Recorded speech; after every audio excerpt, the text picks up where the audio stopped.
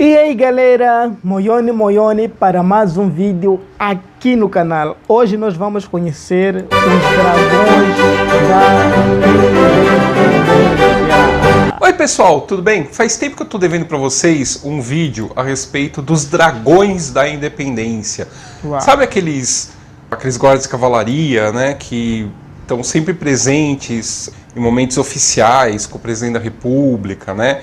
Na rampa do Planalto, quando o presidente sobe dessa rampa do Planalto, ou na posse, ou quando está passando cargo, enfim. E também em alguns outros momentos, né, ele passa na frente assim, faz a guarda, né, do presidente da República. Então, aquele lá, branco e vermelho, os penachos e tal, são os dragões da independência. A gente também vê eles no célebre retrato, né, do Grito do Ipiranga, que está no Museu Paulista da USP, também conhecido como Museu do Ipiranga. Aparece eles em formação, né, em semicírculo, na frente do Dom Pedro I, mas aquilo tudo é fake, eles nem tinham aquele uniforme na época, eles não estavam com o Dom Pedro, e nem tinham esse nome. Esse nome, na verdade, Dragões da Independência, vai ser criado no século XX, por conta de um projeto de lei que visa a recriação do uniforme da guarda do imperador. Quem começa com isso é o Gustavo Barroso. O Gustavo Barroso vai criar um Museu Histórico Nacional. Ele vai ser responsável por várias coisas, assim, vários resgates da história do Brasil. Não sabia. E ele vai criar ele vai começar com isso em 1917, com essa ideia, e só 10 anos depois ele vai conseguir ver ela cristalizada. Por conta do centenário da independência, em 1922, ele tenta recriar o uniforme dos dragões. Bom, mas o que eram esses tais dragões da independência? Esse corpo que a gente conhece da cavalaria, né, que é o primeiro regimento de guarda, ele na verdade é muito anterior à independência do Brasil. Ele foi criado como um corpo de guarda do vice-rei do Brasil por um decreto de 1765, ainda na época do vice-reinado. Isso daí foi autorizado pelo rei Dom José I, a criação desse corpo de cavalaria. Esse corpo de cavalaria, ele vai ser reconfigurado com a chegada do Dom João VI no Brasil. Ainda ele não era Dom João VI, né? A mãe dele, a Dona Maria I, ainda estava viva, ele era somente o príncipe regente. Somente ele que mandava, mas ele tinha o título de príncipe regente do Brasil. Em 1808, quando ele chega no Rio de Janeiro, no dia 13 de maio, no aniversário do Dom João, ele vai reformular essa guarda, tá? E vai transformar em primeiro regimento de cavalaria de guarda. Pois bem, esse corpo, né, do exército, qual era a função deles? Era guardar a casa real portuguesa e a corte em geral. Isso vai continuar na época do Dom Pedro, só que vai mudar, vai virar batalhão do imperador, né? Batalhão de guarda do imperador. Só que com a ida do Dom Pedro embora do Brasil, a abdicação do Dom Pedro, vai cair por terra tudo, os uniformes, o costume e tudo mais, que o Gustavo Barroso, em 1917, vai começar a resgatar.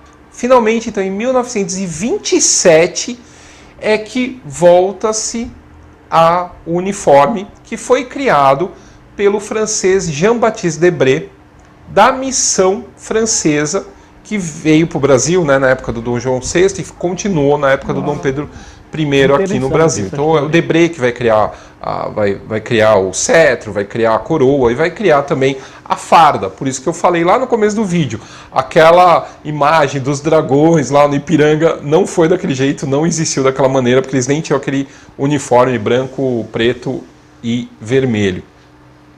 Dizem, inclusive, que o uniforme ele foi baseado no uniforme dos dragões austríacos, que seria uma homenagem à arquiduquesa, a imperatriz Leopoldina, né, que seria uma homenagem a ela. Mas eu não sei muito bem, eu não coloco muito minha mão no fogo, nunca achei nenhuma documentação específica a respeito disso.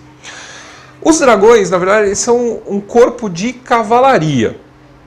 Só a gente tem aquela imagem, né, dos dragões, dos Bragança, né, da serpe, na verdade, né, falando dragãozinho, mas não é dragãozinho, é uma serpe. Ele tem metade do corpo de uma serpente e metade de um dragão. Então ele tem as patas da frente, né, não tem as patas traseiras, por isso que ele não é um dragão ou não é um dragãozinho, ele é uma serpe, ele tem a cauda da serpente, né. E vocês vão ver isso no capacete deles, né? O capacete também é muito interessante, mas isso é recriação do século XX, tá? Não é da época do Dom Pedro I, nem Dom Pedro II. Dom Pedro II não existia nem mais esse povo com esse uniforme. Então, a gente tem hoje, né, no capacete uma estrela. Antigamente, nos capacetes antigos, na época do Dom Pedro I, essa estrela era o P1, né, que era a guarda do imperador, Pedro I.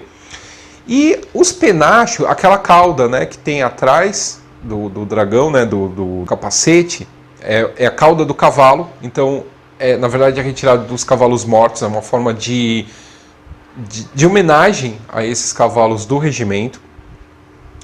E você tem o penacho. Esse penacho, ele segue uma ordem hierárquica. Então, somente o comandante dos atuais dragões da independência é que pode usar o penacho branco. Uau. Depois vem os oficiais, que tem o penacho amarelo. Quando você vê eles vindo, você vê aquela massa de capacete com penacho vermelho. É que a grande quantidade é formada do quê? Dos soldados, né? Então o soldado ele tem o penacho vermelho. E o penacho verde é usado para banda de música. Soldados? Então, mas isso daí é século XX, tá? Isso é criação do século XX. Independente disso, perdendo essa função de guarda de honra do imperador, o regimento sempre existiu, tá? Então é o mesmo regimento, mudando o nome e tudo mais, desde 1765. Mesmo na época da proclamação da República, você vai ter alguma participação desse regimento, do primeiro regimento de guardas. Você tem o Deodoro pedindo para eles um cavalo, para montar quando ele entra no quartel-geral do Exército, ele está montado num cavalo baio, número 6, do primeiro regimento de Cavalaria da Guarda. Então, até hoje, nos Dragões da Independência, o comandante usa um baio, que é o número 6, em lembrança a esse fato. Então é curioso, né? Os Dragões da Independência ainda louvam a proclamação da República, de alguma forma, né? Você tem eles também participando. Antes disso, antes da República, vocês têm eles participando da Guerra da Cisplatina e de várias outras ações militares que ocorreram durante o governo de Dom Pedro I. Tá legal?